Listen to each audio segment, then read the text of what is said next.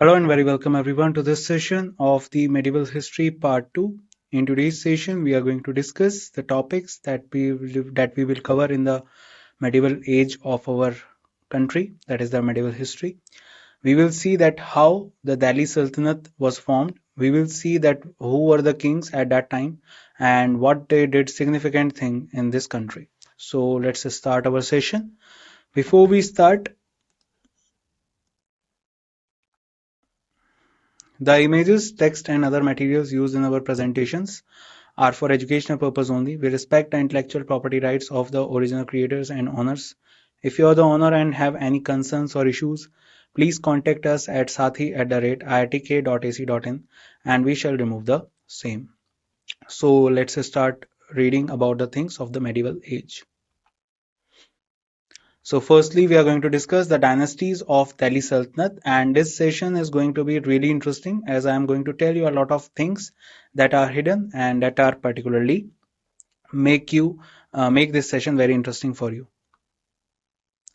So first we start with the early period and slave dynasty. So sources of medieval Indian history. First of all, we are going to take a look at what are the sources from which we get to know a lot about this age. So first one is Tarikh-e-Firuz Shahi. So this particular book was written by Ziauddin Barani. And do remember there is another book from the same age that was Futuhat-e-Firuz Shahi that is also written later in this sentence, and that was written by the king Firoz Shah Tughlaq himself. That you can also say a kind of an autobiography. Then another book is Tuzuk-e Mubarak Shahi that was written by Yahya bin Ahmad Sirhindi. From all these three books, the two books are really important. First is Tarikh-e-Firuz Shahi written by Ziauddin Barani. Another one was Futuhat-e-Firuz Shahi, Firoz Shah Tughlaq. Now another one, the invasions of Mahmud of Ghazni and Muhammad Ghori introduced a new political chapter in India. So if we discuss about this one, so Mahmud of Ghazni and basically Muhammad Ghori, they were particular invaders, and before them, Muhammad bin Qasim was also the one. So Muhammad bin Qasim basically attacked in the outer territory of India and basically in Sindh and Multan in the years 712 and 713 AD respectively. And after that, they were not able to enter into the mid of Indian territory because the borders at that time were controlled by Gurjar Pratihar dynasty, and because of which the Muhammad bin Qasim was not able to enter. So because of which later we get to know that around 1001 AD, Mahmud of Ghazni was the Turk invader who entered into the territory, and he attacked India multiple times. And after that, but do remember that Mahmud Ghazni was not entered with a goal to control this territory of India, but he was just an invader and a looter. After him came the Muhammad Ghori. Muhammad Ghori was the person who came with a goal that he will establish an empire in India. So that is why the new political chapters in India. The campaign of Muhammad Ghori paved the way for the rule of the Turk and the Afghans later. Because if we talk about Afghans, so Lodhis were the one who were basically Afghanis and they ruled in the last time period of Delhi dynasty, Delhi Sultanate. Mahmud of Ghazni targeted the North Indian temple cities for wealth and iconoclastic fervor. So basically, there are two basic things at that time. As Mahmud of Ghazni was given different name also, as he was also known as Bhut Chicken, and which the meaning of that is the one who destroy idols. So two basic principles of Mahmud Ghazni were one is to loot the wealth and the other one is to destroy the idols of the temples. That is why he entered into different multiple temples, like the famous one is the Somnath temple, and in Somnath temple he attacked and also destroyed a Shivling. So that is why Mahmud Ghazni targeted the North Indian temple cities for wealth and iconoclastic fervor. Then Muhammad Ghori nominated his trusted and prominent slave Kutubuddin Aibak as his representative to govern the newly conquered regions in India. It was the beginning of the slave dynasty. So let me tell you a bit about it. So basically, Mahmud of Ghazni attacked India in 1001 AD, and he attacked India multiple times till 1027 AD, in which the last attack of Mahmud Ghazni happened. After that, Mahmud Ghazni died around 1028 or 1029 AD. And after that, basically, the Ghazni Empire perished. And Ghurid Empire came into formation around 1170 AD. This particular empire was founded by the Ghurid brothers, and one of them was Muhammad Ghori. And Muhammad Ghori was basically also known as Sam bin Sam, and his full name was Sahabuddin Muhammad bin Sam. And he indulged into two wars basically at that time. Earlier, he was defeated by different kings of our country, like he was also defeated by Nike Devi in Gujarat. But later, in the 1192 AD, he won a battle against Prithviraj Chauhan third and defeated him in the Battle of Tarain, the second Battle of Tarain. And later, in the other battles, he won and established the empire of Ghurid in the northern central part of India, where he controlled India with the help of his four slaves, which are named as Kutubuddin Aibak, Bakhtiyar Khilji, and other than that Kubacha. And these are the slaves who were particularly trusted by Muhammad Ghori to take the control of these regions. One of them was especially Muhammad Kutubuddin Aibak, who later established the Ghulam dynasty, and Delhi Sultanate was started. Delhi became the center of Turkish and Afghan power. So this was the time of around 1192, and after that till the time of 1526, this was the time when Turkish and Afghani rulers ruled the central part and majorly on the central part, and some of the rulers also went towards South India as well, like Alauddin Khilji and Tughlaqs. So that is a brief introduction of them. Let's read further. So the Turkish rule from Delhi came to be known as Delhi Sultanate. And as I was saying, do remember that three type of Muslim invaders came at that time. First is the Arabs. Muhammad bin Qasim came in 712.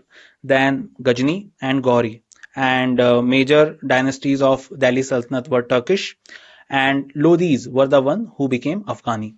Later, during the Mughal era also, Mughals were also called as Turkish. And apart from that, if we talk about during the Mughal Empire, there was a time period of 15 years of a span in which the Mughals were exiled from India. And that at that time, particularly, Sur dynasty ruled the country, and that is also an Afghan dynasty. The phrase Delhi Sultanate is applied to the history of northern India, extending from 1206 to 1526, and basically this is the time period of Delhi Sultanate.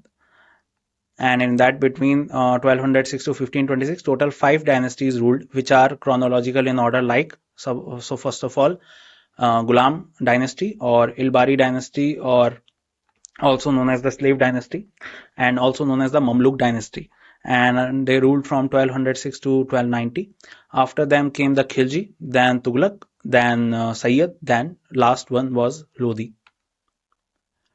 The Mamluk dynasty or the slave dynasty ruled from 1206 to 1290 AD. So do remember all these things. Let's read further something about the dynasties. So the first one was the Mamluk dynasty or the slave dynasty, 1206 to 1290 AD. So there is a list of rulers of Mamluk dynasty, or also known as Ilbari dynasty or the slave dynasty. Let's read about them. So first one was Qutbuddin Aibak, and he remained here for from 1206 to 1210, and he was the founder of Mamluk dynasty and a slave of Muhammad Ghori. We all know that.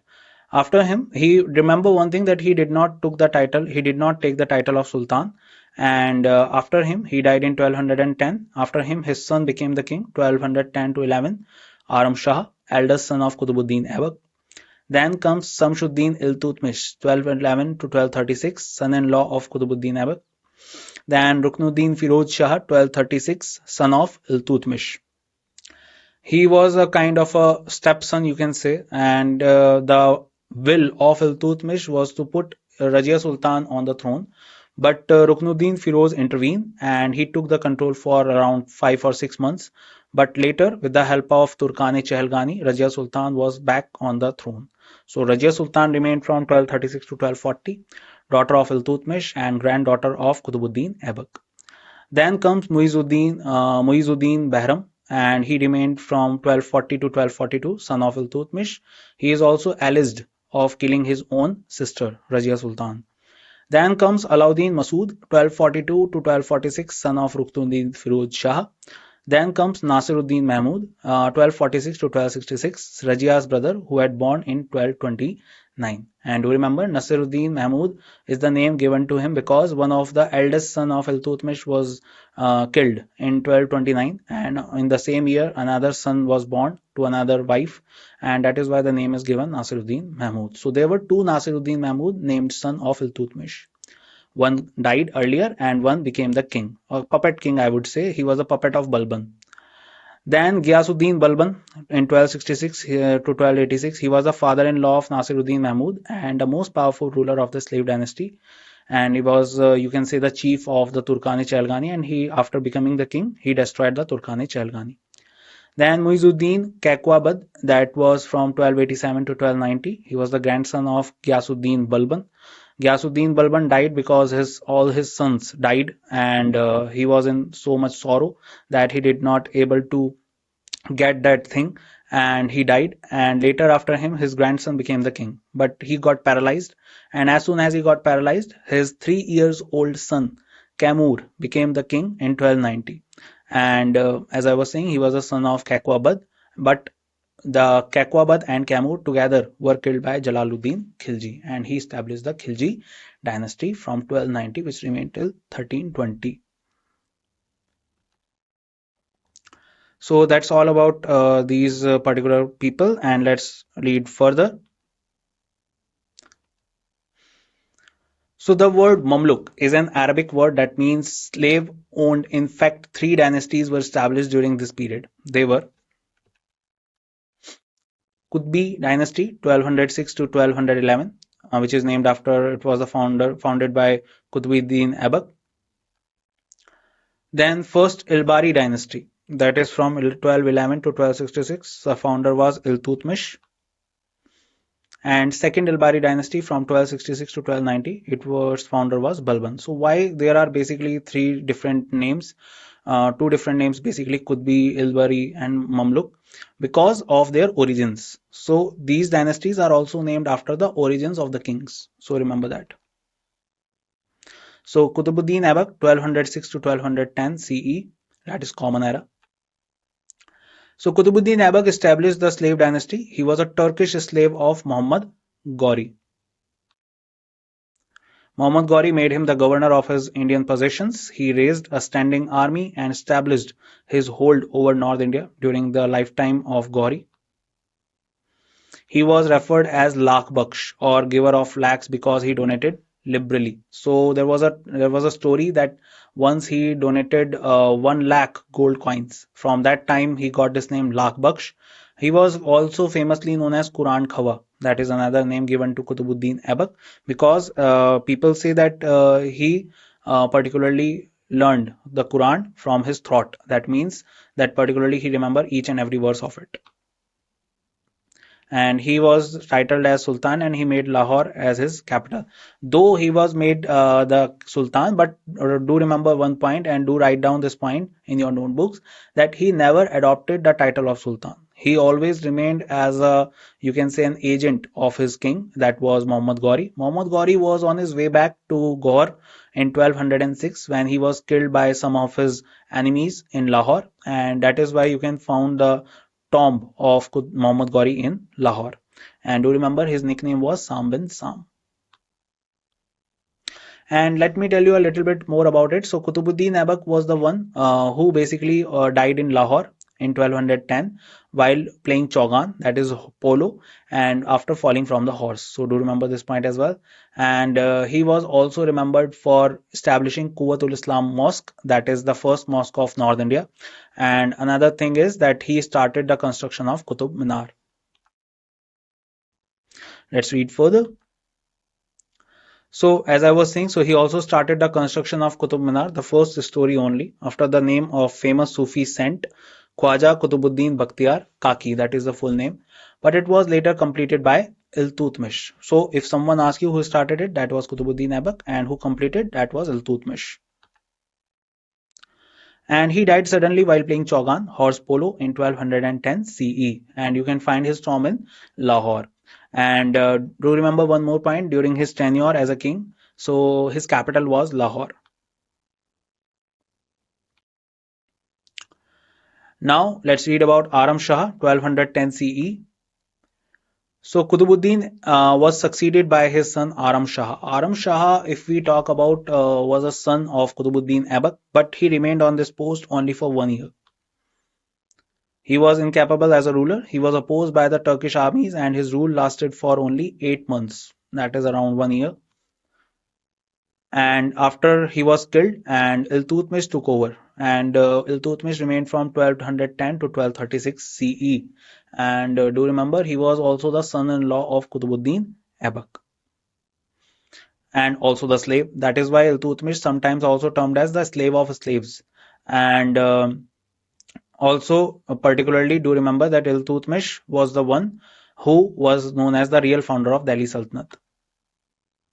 So Iltutmish belonged to the Ilbari tribe, as I was saying, and therefore his dynasty was named the Ilbari dynasty.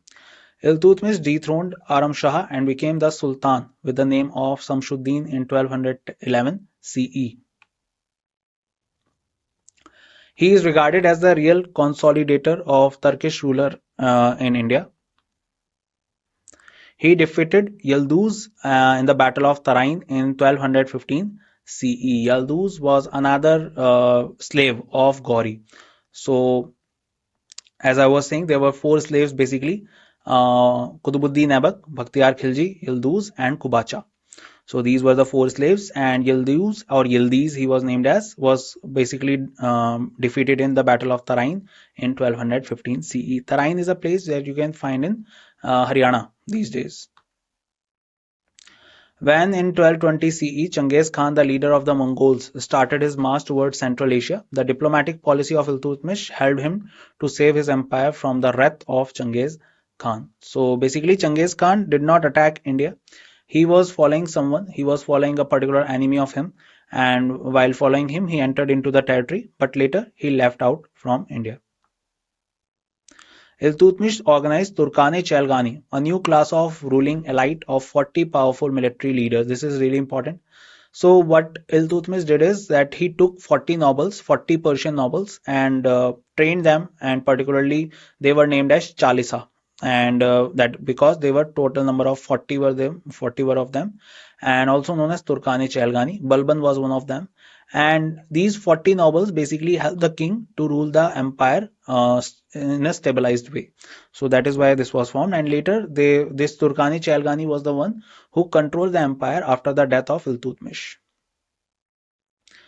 So do you remember all these things? Then he brought Bengal and Bihar back into the Delhi Sultanate. So this was one of his achievement, that he brought back Bengal and Bihar.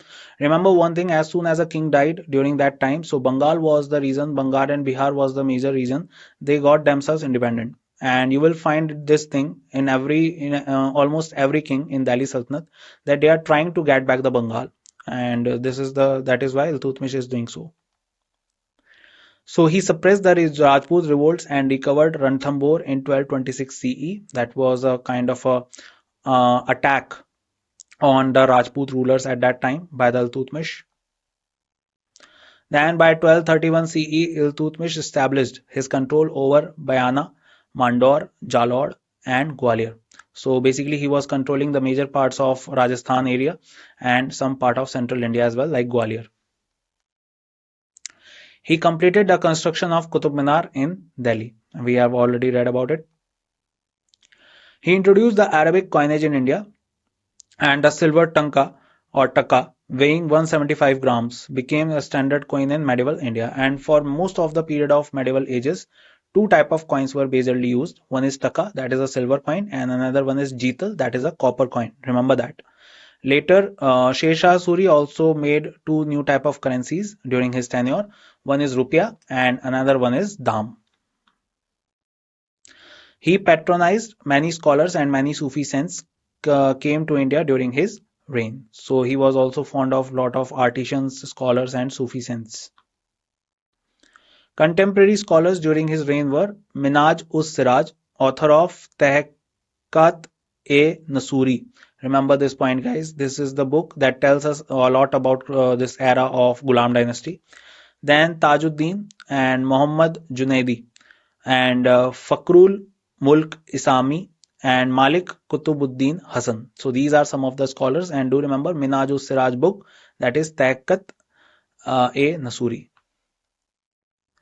Then he nominated his daughter as his successor, as I was saying. So after his eldest son died, that was Nasiruddin Mahmud, as I was telling you, that his eldest son name was Nasiruddin Mahmud, and on the same year, another son was born, and he named him Nasiruddin Mahmud. But he cannot become the king. So after when he was on a way to Gwalior, when he was on a way to fight a battle in the Gwalior, so he particularly made the representative in the Delhi, and that representative was Rajia Sultan. So he trusted Rajia Sultan, and after he came back, so he found that Rajia Sultan was a efficient ruler. So that is why, as soon as he came back, so he nominated her as a successor. So do remember all these things regarding Iltutmish.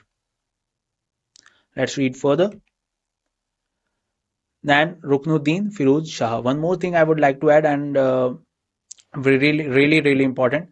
Two very important points. Remember that he was the real founder of Delhi Sultanate. I am talking about Iltutmish. And why? Because he was the one who transferred the capital to Delhi. Another point, he started the Ikta system. Ikta system is a kind of a land system that is being distributed to the nobles officers, so that the nobles and officers being engaged in something, and they will collect the revenue. A part of it they will keep as a salary, and a part of it will be submitted to the treasury. Now let's read about Ruknuddin Firoz Shah. He was the eldest son of Iltutmish, who ascended the throne with the help of nobles. And I already told you the story that Nasiruddin Mahmud died. So he was another son after Nasiruddin Mahmud. And that is why Ruknuddin Firoz was uh, particularly established as a king.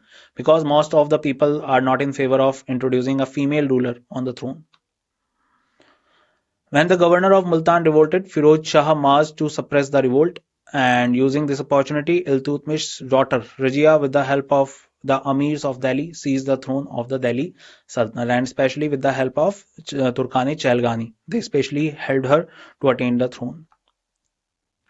So that was Ruknuddin Firoz. Then let's talk about the only female ruler of Delhi Sultanate, and that was Rajia Sultan. So Rajia Sultan was the first and the only female ruler of medieval India Sultanate period, and Rajia appointed an Abyssinian slave, Malik Zamal Uddin Yaqut, as a master of the royal horses, Amir-e-Akhur. Amir-e-Akhur is a kind of a post that is called the master of royal horses, and Yaqut and Rajia also had an affair, and because of which lot of people were against them. So in 1240 CE, Altunia, the governor of Bhatinda, that is Sirhind, revolted against her. Rajia, alongside Yaqut, marched against Altunia, but on the way, Turkish followers of Altunia murdered Yaqut and took Rajia as a prisoner. In the meantime, the Turkish nobles put Bahram Shah, another son of Iltutmish, on the throne.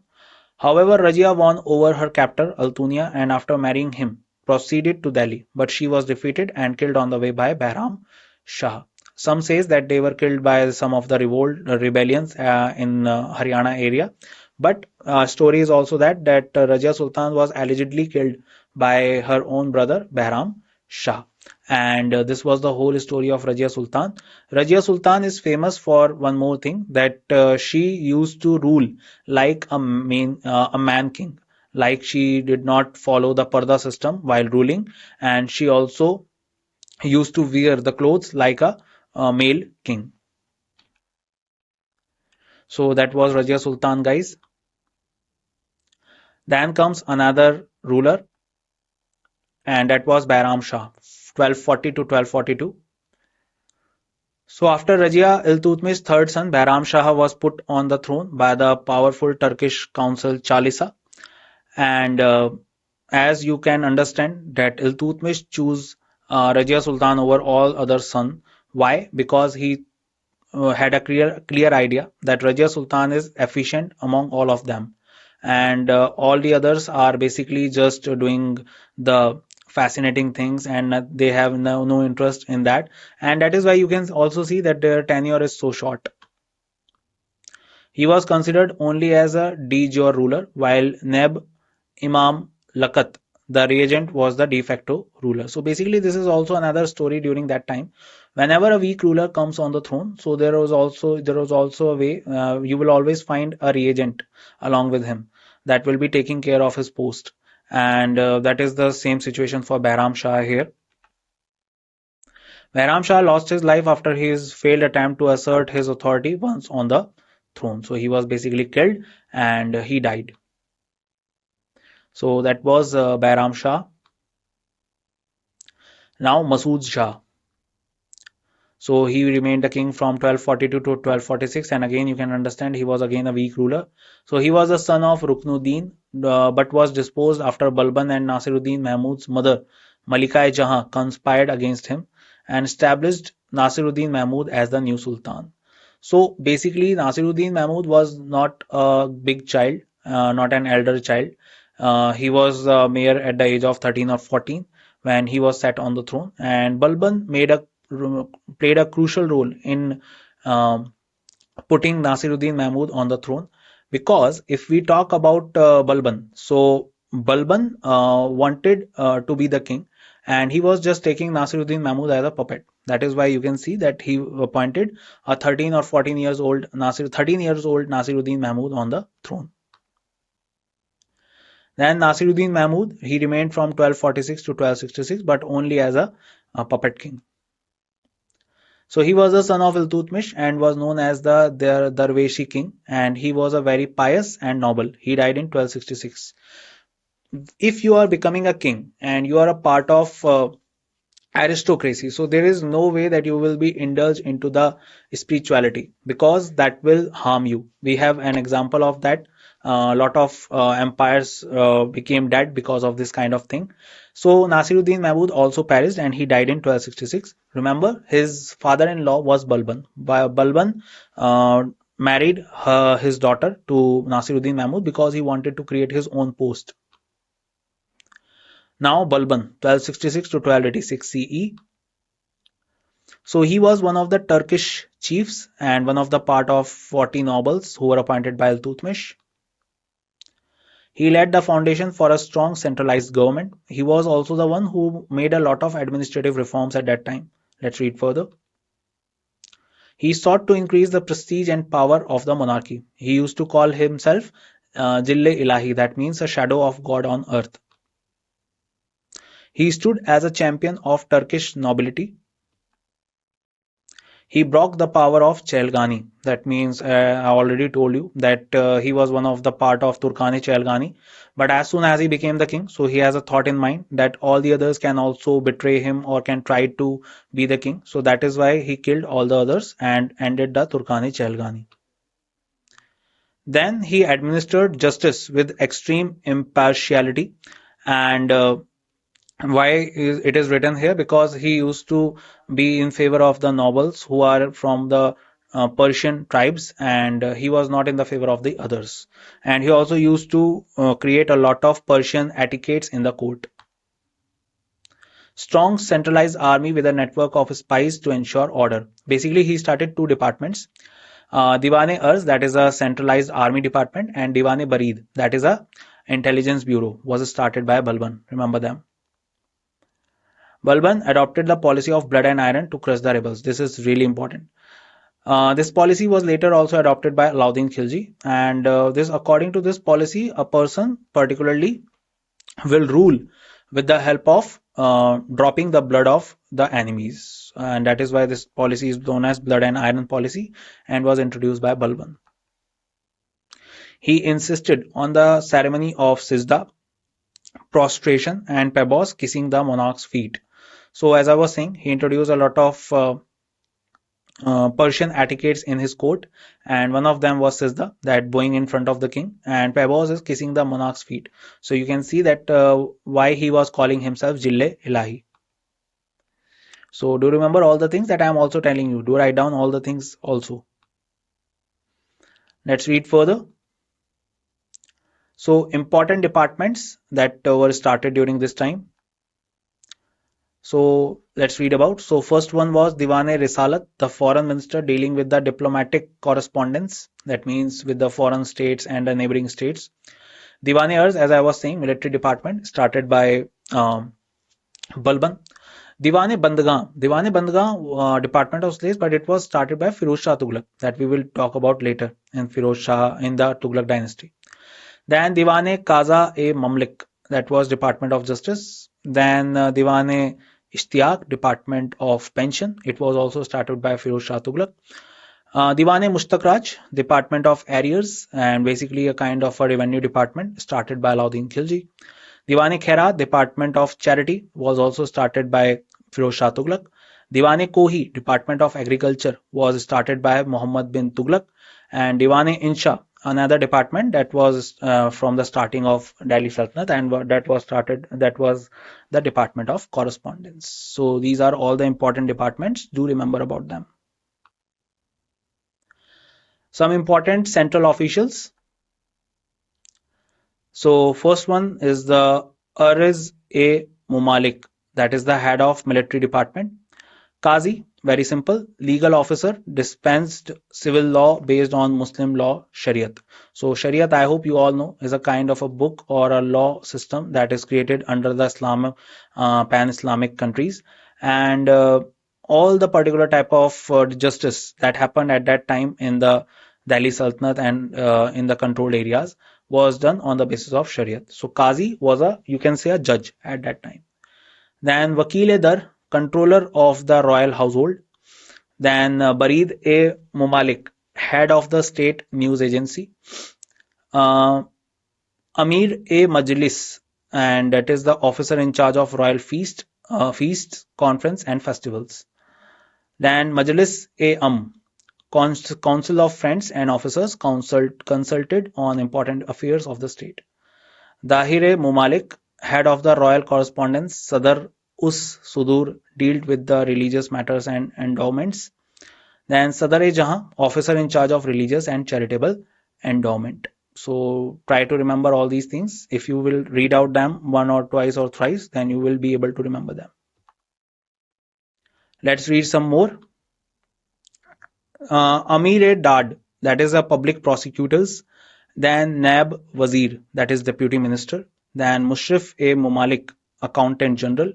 Then Amir-e-Hazib, that is officer in charge of the royal court. Then Qazi-e-Mumalik, chief justice. And Qazi-ul-Qazat, that is the head of the central justice department. So these are some other departments of important central officials of that time. And there were 5 type of taxes basically that were introduced. One was Ushra, then Kharaj, then Khams, then Jizya, then Zakat. Do remember about Jizya and Zakat. Zakat is a kind of a donation that a Muslim person has to give from the income of he has, and that was basically introduced basically on Muslims. Jizya is a kind of a tax given by non-Muslims. Firstly, it was introduced by Muhammad bin Qasim when he took the control of Sindh and Multan. Later, jizya was also introduced in India when Delhi Sultanate was started, and Kutubuddin Aibak introduced it in Delhi. If we talk later about jizya, so earlier some people are out of jizya tax because of certain things, like if someone is disabled, someone is unemployed, and especially the Brahmins, women and children, they were out of jizya. But Firoz Shah Tughlaq is remembered for one thing, that he introduced jizya tax on Brahmins as well. Remember that. Later, jizya was particularly banned by Akbar around 1564 when he became the king. And after that, Aurangzeb was the one who reintroduced jizya tax into the system. Finally, in 1712 AD, if we talk about, so there was a Mughal king, and that was a weak rulers. That were the weak rulers of Mughals.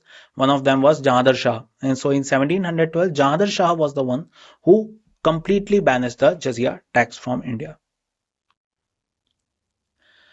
Now let's talk about very important Khilji dynasty or Khalji dynasty. Basically, it is a tribe called Khalji, but we also pronounce it as Khilji.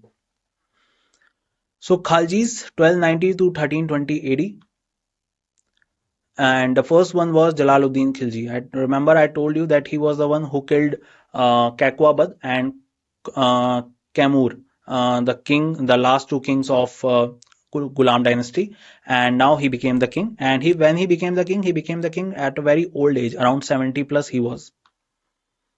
So he founded the Khalji dynasty, and he believed that state should be based on the willing support of the governed. Do remember that he worked on liberal policies. He was very liberal. He even did not take any kind of punishment to the people who are against him, and that is why he is known as a liberal king. He followed a policy of tolerance towards the nobility, as I was saying, and that became one of the reasons that Alauddin Khilji, who was a kind of a young king at a young noble at that time, and he was appointed as the governor of Kara during the time of Jalaluddin Khilji, and he particularly conspired against his own uncle, that is Jalaluddin Khilji, and he killed him when Jalaluddin Khilji was on his way to meet Alauddin Khilji in Kara, and Alauddin Khilji came back from Devgiri after looting Devgiri, and when he came back, he did not go to Delhi, but he came back to Kara only.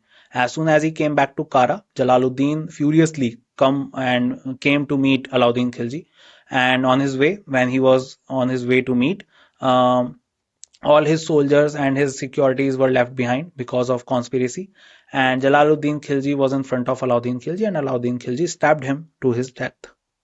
Now Alauddin Khilji 1296 to 1316 AD. So he was harsh towards nobles and banned festivals, use of wines and intoxicants. So there are certain type of fantasies that he was following after he became the king, and very harsh against nobles and banned festivals. Also, if you take a look at Alauddin Khilji's tenure, so he also was known for one thing, that during his tenure, the people of his authority, or the people under his authority, they did not left with any kind of money of other than their requirement. So that is also done because he did not want anyone to rebel against him. So he weakened the power of nobles. As I was saying, he did not left them with any kind of money virtually. He was followed by a Hindu convert, Khusro, and who was defeated by Tughlaqs. So basically, there was a story that when Alauddin Khilji forces were on ascending towards central India and South India, so they found a particular type of tribe, and they found a particular prince among them, and that was named as Khusro. And Khusro Shah was the full name. Khusro Shah later, after defeating and after killing Alauddin Khilji's son, became the king in 1320. But also Khusro Shah was not accepted as a king by the Tughlaqs, by the Ghiyasuddin Tughlaq, who was a governor at that time, and he killed Khusro Shah. That is why this line is written here. He was the first Muslim ruler to come to South. Do remember this point, and do remember one more point, that Alauddin Khilji is also famously known as Sikandar-e Sani, and that means Alexander of India. And another point is that he was the first Muslim invader or ruler to invade South India. He introduced Diwan-e Mushtaq, I told you earlier also, revenue ministry. Malik Kafur, Senapati, commander of Alauddin, conquered southern kingdoms of Yadava, Kaktiya, Hoshala, and Pandya. Malik Kafur was one of the most favorite general of Alauddin Khilji, and you can see that he was so much capable of doing things. From Kaktiya dynasty, he defeated the king, and particularly that was the place from where Malik Kafur got a diamond that is famously known as Kohinoor, which he presented to Alauddin Khilji. And that is famously known as a cursed diamond, because as soon as Alauddin Khilji got that diamond, he became ill and later died in 1316. And Malik Kafur was basically a very famous and most trusted person of Alauddin Khilji, but later it is also alleged that he was also the one who killed Alauddin Khilji on his death bed. Malik Muhammad Jaisi, Sufi saint, wrote Padmavat, where Rajput women perform Zohar in order to save from Alauddin Khilji. So Malik Muhammad Jaisi wrote this book not during the time of Alauddin Khilji, but during the time of Su dynasty. Remember that, first of all. And this book is famously known as Padmavat. And this is the story where Alauddin Khilji attacked on Chittor. And at that time, the Chittor was ruled by Raja Ratan Singh and Ratan Rawal, also known as Ratan Rawal. And his wife was Rani Padmini. And particularly at that time, this whole scenario is taken as a thing that Alauddin Khilji was on a purpose to snatch the wife of Raja Ratan Singh, and that is why he attacked on Chittor. But he did not get to uh, connect or to get to know Padmini, because Padmini committed Johar at that time, and that is known as the one of the first kind of Johar of Chittor at that time. So do remember this story as well. He brought in market reforms, military reforms, abolished Ikta system, and made attempts at secularization of administration. So he is known for a lot of harsh things he had done, but let me tell you more about it. So he was also famous for introducing the market control policy, and that is in today's era present situation we call the subsidy system. Okay. And other than that, he was also known for public distribution system, that he started giving a lot of food and other items to the needy one. Other than that, he also started giving salary in cash form to his nobles, to his army, and for that purpose he also established Diwan-e Mustakhraj, that is the revenue ministry. And all these things happened during his tenure, and you can clearly see that he always made an attempt to make the nobles weak. So that was Alauddin Khilji for all of you, and let's read further some more about it. Then comes the Mubarak Khan. So basically, Alauddin Khilji died in 1316 AD, and allegedly it is said that he was killed by Malik Kafur. Malik Kafur basically became a reagent of one of the son of Alauddin Khilji, and he particularly was not the direct king, but became a reagent of one of the son of Alauddin Khilji. But he was defeated and killed by Mubarak Khan, Mubarak Shah, another king of, or Mubarak Khilji, another king of another son of Alauddin Khilji. So let's read about him. So following the death of Kafur, that is Malik Kafur, Mubarak Khan was freed from prison. He captured the throne at the first opportunity he got, but could rule only for a year, as he sank into debauchery and could not give up his dissipated lifestyle. Khusrau Shah was basically on this behind all of this, as he was the one who was making Mubarak Khilji ending into fascinating things only. So he awarded his lover Mubarak Hasan, or known as the Khusrau Shah, authority over army and place guards, who soon obtained full control over Sultan's palace. Mubarak Hasan, also later named as Khusrau Shah or Khusrau Khan by the Sultan, and within months Khusrau killed Mubarak Khan and assumed the title of Nasiruddin in mid 1320. But as I already told you, that he was not adopted or accepted as a king by the Muslim governors at that time, and was challenged by Ghiyasuddin Tughlaq. So that is around the end of Khilji dynasty. Let's read further. Let's read more about it. So Khusrau Khan, as I was telling you about him, so Khusrau Shah or Khusrau Khan he is known as, and he was the ruler in 1320. So Khusrau Khan was killed by Ghazi Malik. Ghazi Malik was the real name of Ghiyasuddin Tughlaq, and he was the governor of Dipalpur. And when he tried to oppose a rebellion by Ghazi Malik and his son Fakhruddin Jona, that was Juna Khan, who was later named as Muhammad bin Tughlaq. This brought the end of Khilji dynasty and established the Tughlaq dynasty on the throne of Delhi. And that is how, after killing Mubarak Khilji, Khusrau Khan or Khusrau Shah was also killed, and now Ghazi Malik became the king.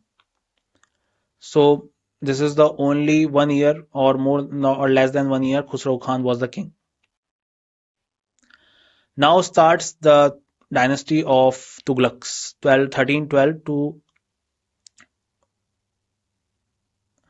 1414. So basically, they remained till 1414. So basically it would be 1320 to 1414 AD. So if we talk about the Tughlaqs, so Tughlaqs were the one, they ruled particularly for the maximum period of time in Delhi Sultanate. And do remember one thing, that it is written 1412. Actually, the thing is that the last ruler was basically on the side that he was later killed. And it is a kind of a dispute between 1412 to 1414, but you will take 1414 only. Okay.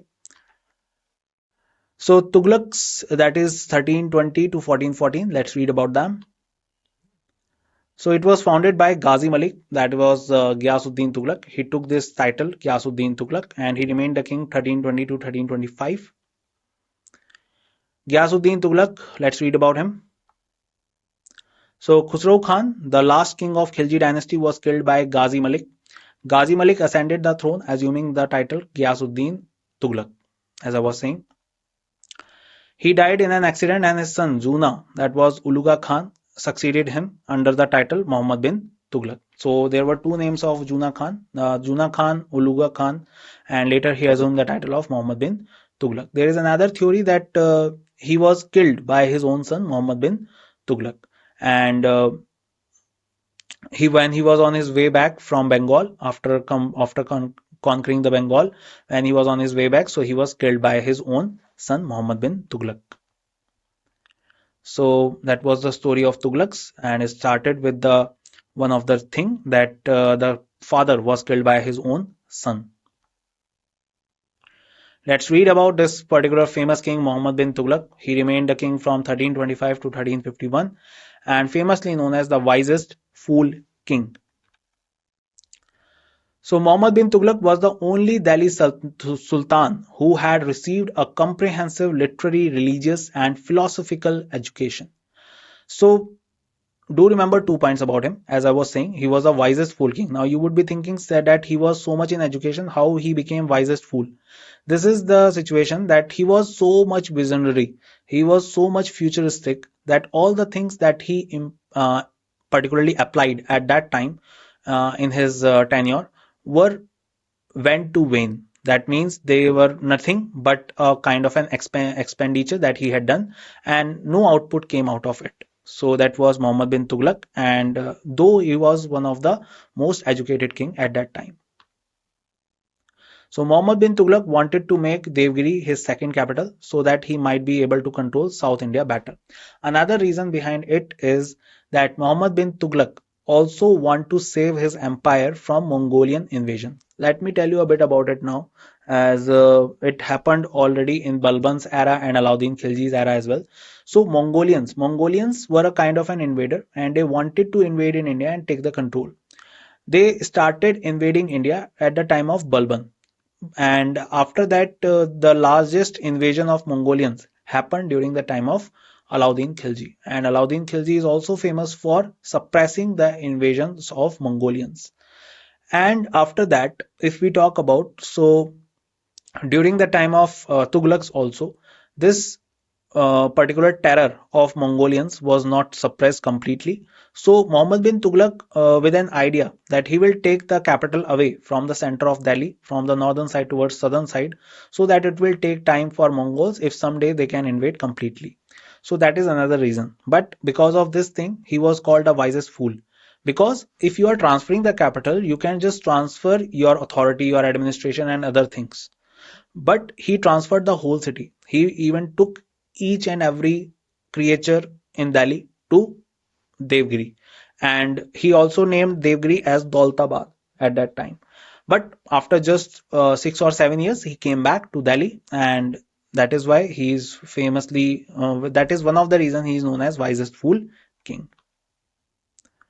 In 1327, he made extensive preparation for the transfer of royal household and the ulemas and Sufis from Delhi to Devgiri, which was renamed as Daulatabad. So, as I was telling you, so he took each and every person from Delhi to Devgiri. Muhammad bin Tughlaq issued copper coins at par with the value of the silver tanka coins. So, let me tell you a bit about it. So, there was a time during this time when a kind of a shortage of gold and silver happened in the whole world. And as the Chinese emperors were already taking the token currency, started the token currency in their empires. So Muhammad bin Tughlaq was influenced of them, and he also wanted to start a token currency. So he started it, and it was made of copper. It was famously known as token currency. It was also made of bronze. So Muhammad bin Tughlaq issued those token currencies, but he did not put any kind of signature or any kind of thing in those coins, because of which every household at that time in the empire, in the Tughlaq dynasty, became a mint of itself, and they started minting the coins. And that is why Muhammad bin Tughlaq has to take back the coins into his own authority. And while replacing the coins, he particularly placed the equal value of the coins of the token currency with the silver coins. So all the people submitted the token currency and they took the silver coins with them. So that was another expenditure done by Muhammad bin Tughlaq at that time. In order to overcome financial difficulties, Muhammad bin Tughlaq increased the land revenue on the farmers of Doab, that is land between Gangas and Yamuna river. That is another thing that was done by Muhammad bin Tughlaq. So Doab is a particular geographical phenomena or landform, which means that a land between two rivers. Okay. So Muhammad bin Tughlaq increased the taxes on Doabs, but and though in those particular year in which he increased the taxes, the particular floods happened and the harvesting and all the other cultivations were vanished, and that is why it was another type of policy that went to vanish. Then a severe famine was also ravaging the region at that time. It had resulted in serious peasant revolt, as I was saying. So basically famine happened, flood happened, and because of which the peasants cannot submit the tax, and because of which the revolt happened.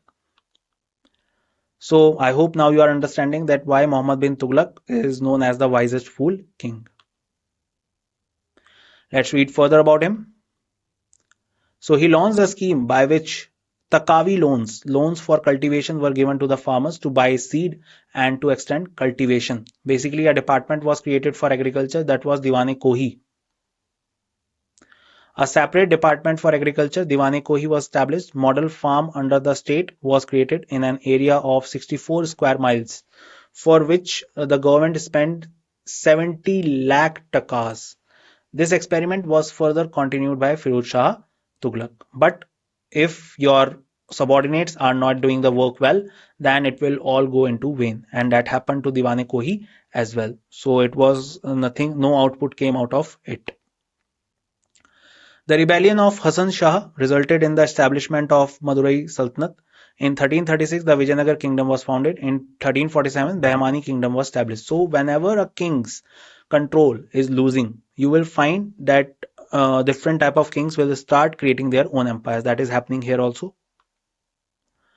In Gujarat, Taghi rose in revolt against the Sultan, who spent nearly 3 years chasing him. So Muhammad bin Tughlaq's health became worse and he died in 1351 AD. And during his tenure, one thing happened, that Ibn Battuta came during his tenure, and Ibn Battuta came from Morocco. So that was Muhammad bin Tughlaq. Let's read more.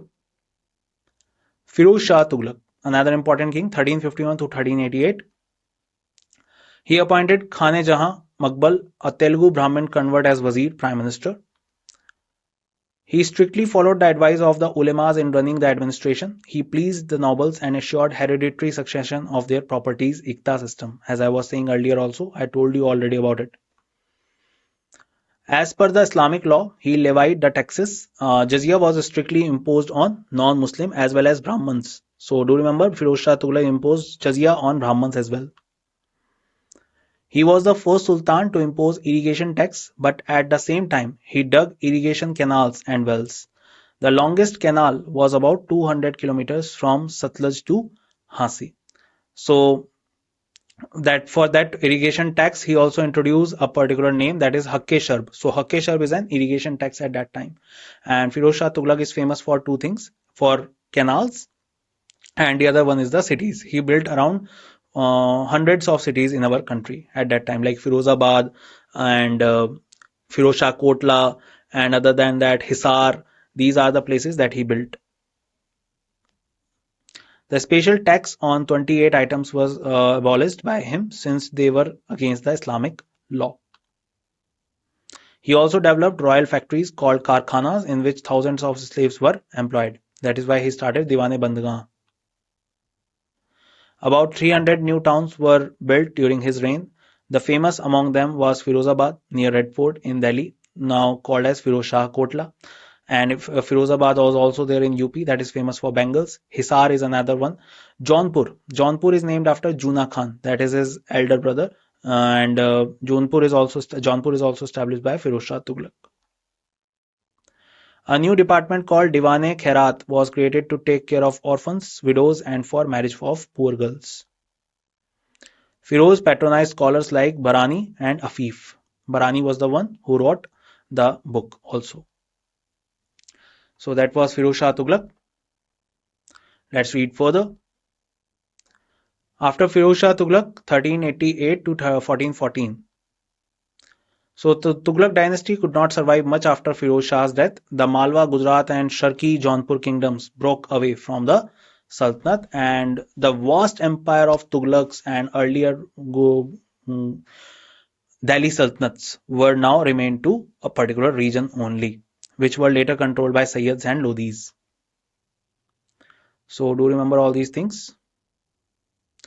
Now Tamur invasion, very important. Another invader came to India. So Tamur, a Turkish chief and cruel conqueror from Mongolia and descendant of Genghis Khan, invaded India in 1398 during the reign of Muhammad Shah Tughlaq, one of the weak ruler of Tughlaq dynasty and last ruler of Tughlaq dynasty.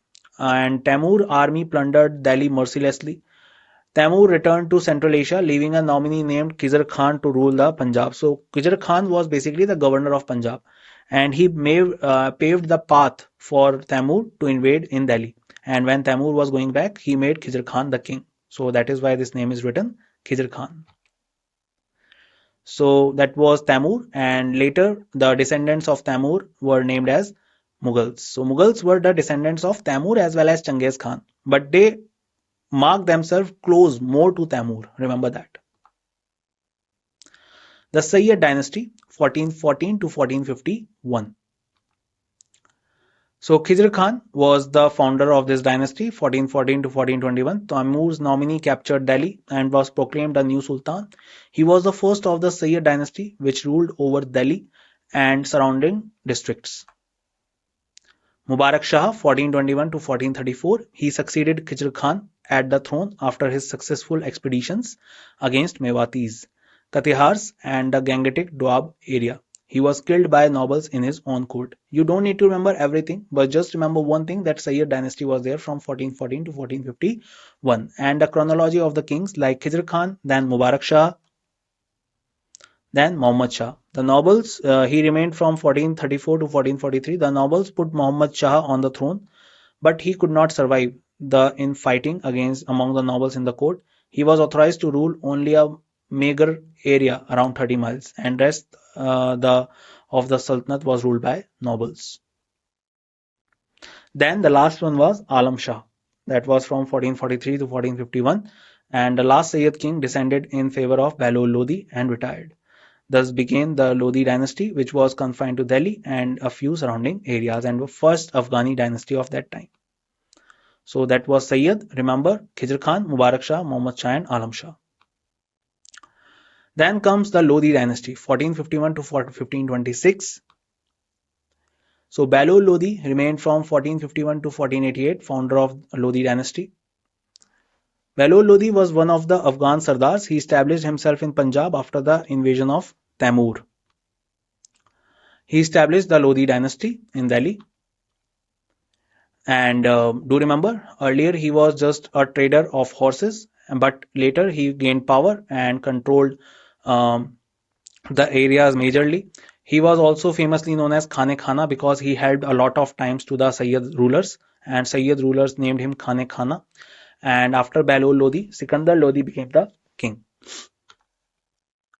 Sikandar Lodi succeeded Bahlol Lodi in the Delhi Sultanate 1489 to 1517. Sikandar Lodi was considered the greatest ruler of Lodi dynasty. That is very much truth to say, because Sikandar Lodi was the one who tried to expand the Lodi dynasty at that time. In 1504, Sikandar Lodi constructed the city of Agra and shifted the capital from Delhi to Agra. And the irony is, at the same time, around 1504, Babur was taking the control of Kabul and now putting his eyes on uh, Indian subcontinent.